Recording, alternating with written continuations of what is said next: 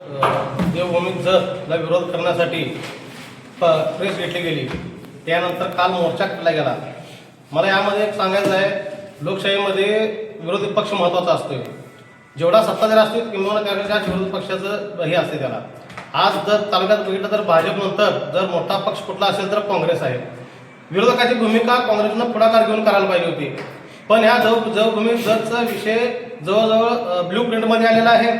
त्यानंतर आमदार साहेबांनी 2-3 वेळा उल्लेख केलेला आहे. त्यावेळी कोणी आवाज उठवला नाही. काल शिवसेने शिंदे गटाचे हिंगमेरे यांनी आवाज उठवल्यानंतर मग ह्या सगळ्यांना जाग आली. त्यात काँग्रेस असू दे, चट्टासाहेब असू दे, तोपर्यंत ह्याला जाग आली नव्हती. हे सगळे कोम्यात गेले होते. हिंगमेरे साहेबांनी आवाज उठवल्यानंतर मग ह्यात हे सगळे सर्व पक्ष आले. मग सगळं झालं. म्हणजे मला महत्त्वाचा विषय असा आहे की विक्रमदादा हे निष्क्रिय ठरले आहेत विरोधी पक्ष नेते म्हणून भूमिका बजावण्यात. सत्ताधारी म्हणजे आमदार असताना त्यांनी काय काय दिवे लावले, काय काय सगळ्या तालुक्याला माहिती आहे. तुम्हाला आज आम्ही सांगतो, त्याला आम्ही अनेक वेळा आमदार साहेबांना सांगतो की जरा सगळ्या आपल्या कामाची बिही लावूया, इंजिनिअरच्या बिडा लावू. आमदार साहेब सांगते ते माझं काम नाही. आमदार साहेब तुम्हाला सगळ्यांना माहिती आहे, गेस्ट हाऊसवर इंजिनिअरिंगची मिटिंग घ्यायची आणि ते स्वतः कामं वाटप करायचे. त्यात 10 पैकी 8 कामं ह्यांच्या मुलाला आणि पुतण्यालाच. अशा प्रकारचे कारभार करणारे हे विक्रमदादा आणि हे टीका करतायत की आटपाडीचे इंजिनियर आहेत. मी आज चॅलेंज देतो त्यांना दोघांना की आटपाडीचा एक इंजिनियरनं इथं काम दिलेलं आमदार साहेबांना त्याने दाखवून द्यावं. मी चॅलेंज देतो त्यांना. परत बरेच लोकांनी त्यात आवाज उठवले. विक्रम ढोणे ते घसा फाटूसपर्यंत ओढून सांगत होते देवभूमी जत म्हणून, नको कारभार असा आहे, कारभार तसा आहे. त्यांना हे लक्षात आणून देतो की जेव्हा त्यांनी महिला मुतारीसाठी आंदोलन केलं होतं त्यावेळी नगरपालिकेत त्याला शिवगाळ करण्यात आली होती. त्यांनी एनसी पण नोंद केल्या. काँग्रेसच्या एका नगरसेवकानं त्यावेळी शिवगाळ केली होती. मांगावर जाण्याचा प्रयत्न केला होता. त्यांनी एनसी पण नोंद केली होती.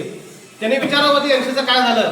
त्या पोलिटिशियनला फोन कोणी केला ते ह्याच्यावर कारवाई करू नका म्हणून. हेच विक्रमदादांनी फोन केला होता ना. विक्रम ढोणेंनी त्यांना विचारावं त्यावेळी महिला मुतारे काय केल्या गेल्या नाही. आज आम्ही सत्तेत आल्यापासून जवळजवळ बऱ्याच ठिकाणी मुतारे आणून ठेवलेले आहेत. गांधी चौकात एवढा मोठा कॉम्प्लेक्स आहे, तिथं मुतारी होती आत, त्याच्यावर दुर्लक्ष होता. तिथं आम्ही कारण आता महिला मुतारी करायचा आम्ही प्रयत्न चालू केला आहे. म्हणजे नगरपालिकेत महत्त्वाच्या विषयावर जे लोकांचे थेट निगडीत प्रश्न आहेत त्याच्यावर आम्ही आता फोकस केलेला आहे. त्याचप्रमाणे जगताप साहेब एक गोष्ट सांगायचे कायम की वाढपी आपला पाहिजे, वाढपी आपला पाहिजे. प्रत्येक भारतात त्यांचं एक वाक्य असायचं की वाढपी आपला पाहिजे. म्हणजे आपल्याला मी जगताप साहेबांना सांगतो, आता तुम्ही सगळ्यांनी सांगितलंय की गोपीनाथ पुढाकर साहेब हे फडणवीसांच्या जवळचे आहेत. मग तुम्हाला अडचण काय आहे? तुम्ही वाढपी आपला पाहिजे म्हणताय, तिथं आचार्यच आपला झालाय. आचार्यच आपला झालाय. त्यामुळे तालुक्याचा भविष्यात भरपूर फायदा होणार आहे. गोपीनाथ पुढाकर आता साहेबांनी सांगितल्याप्रमाणे इतक्या मोठ्या प्रमाणात कामं चालू आहेत. आता आमदार झाल्यापासून एक वर्ष 1.5 वर्षाचा कालावधी चालू आहे. प्रत्येक गोष्ट काय ही छोटी मोठी कामं आता चालूच आहेत. त्यावर्षी नाही मोठी प्राणी संग्रहालयाचा विषय असू दे तो आता अंतिम मार्गावर आहे.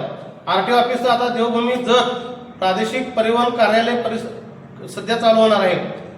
आता हे त्याचं ऑफिसचं हे आहे, त्याचं हे चालू होणार आहे. अशा मोठ्या प्रकारची कामं मला सांगा, आज आपल्या जत शहरात आपण इतकी वर्ष झाली, 70 वर्षाची सत्ता आहे त्यांची, आतापर्यंत काय कामं झाली? आपल्या नेत्यांना फक्त 4च मुख्य माहिती आहेत: गटारी, रस्ते, सभामंडप आणि समाज मंदिर. ह्या 4 व्यतिरिक्त कुठली कामं झाली?